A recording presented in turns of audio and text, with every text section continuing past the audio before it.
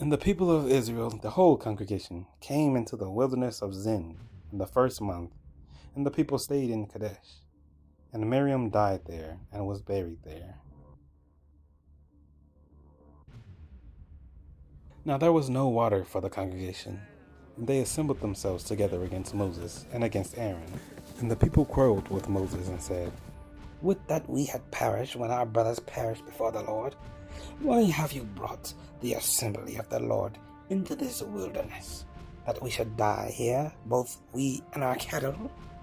And why have you made us come out of Egypt to bring us into this evil place?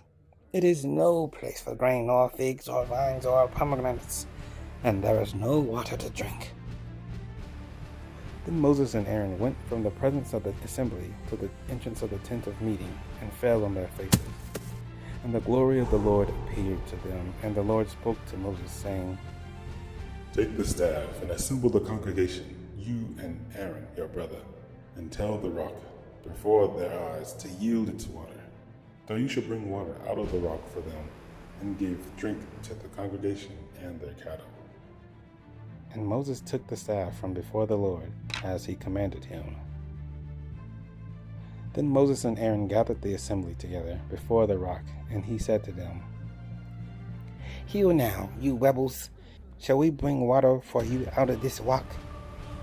And Moses lifted up his hand and struck the rock with the staff twice, and the water came out abundantly, and the congregation drank, and their livestock. And the Lord said to Moses and Aaron, "Because you did not believe in me, to uphold me as holy in the eyes of the people of Israel, therefore you shall not bring this assembly into the land that I have given them." These are the waters of Meribah, where the people of Israel quarreled with the Lord, and through them he showed himself holy. Moses sent messengers from Kadesh to the king of Edom. "Thus says your brother Israel, you know all the hardships that we have met, how our fathers went down to Egypt, and we lived in Egypt a long time, and the Egyptians dealt harshly with us and with our fathers. And when we cried to the Lord, he heard our voice and sent an angel and brought us out of Egypt. And here we are in Kadesh, a city on the edge of your territory. Please let us pass through your land. We will not pass through a field or vineyard, or drink water from a well. We will go along the king's highway. We will not turn aside to the right hand or to the left hand until we have passed through your territory." But Edom said to him, "You shall not pass through, lest I come out with the sword against you."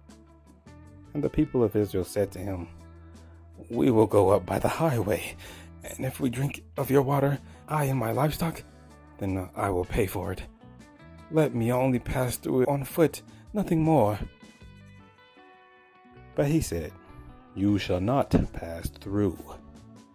And Edom came out against them with a large army and with a strong force. Thus Edom refused to give Israel passage through his territory, so Israel turned away from him. And they journeyed from Kadesh, and the people of Israel, the whole congregation, came to Mount Hor. And the Lord said to Moses and Aaron at Mount Hor, on the border of the land of Edom, "Let Aaron be gathered to his people, for he shall not enter the land that I have given to the people of Israel, because you rebelled against my command at the waters of Meribah. Take Aaron and Eleazar his son, and bring them up to Mount Hor, and strip Aaron of his garments, and put them on Eleazar his son. And Aaron shall be gathered to his people, and shall die there." Moses did as the Lord commanded. And they went up to Mount Hor, in the sight of all the congregation.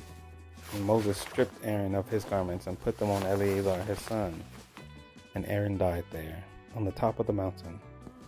Then Moses and Eleazar came down from the mountain. And when all the congregation saw that Aaron had perished, all the house of Israel wept for Aaron 30 days.